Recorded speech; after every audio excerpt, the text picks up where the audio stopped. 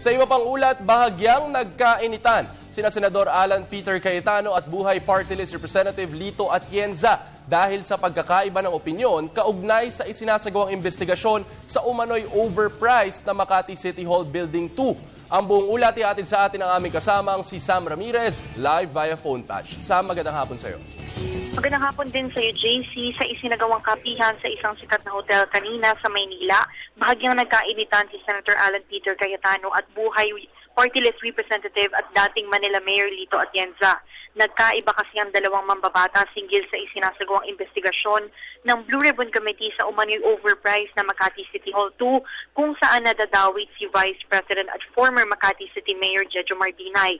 Sinuligsa kasi ni Atienza ang isinasagawang investigasyon. Ayon sa kanya, dapat hindi sayangin ng Senado ang oras nito sa mga kontrobersiya.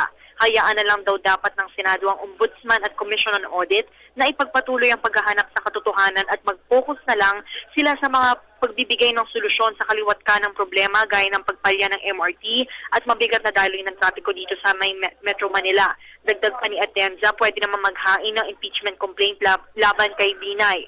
Sagot naman ni Cayetano, hindi naman nauubos ang kanilang oras sa pag-iimbestiga ng nasabing anomalya. Paliwanag niya, isang beses lang naman sa isang linggo kung ganapin ang pagdinig at natatalakay pa din nila ang iba't ibang mga suliranin na nabanggit ni Atienza. Para sa Telebisyon ng Bayan, Sam Ramirez.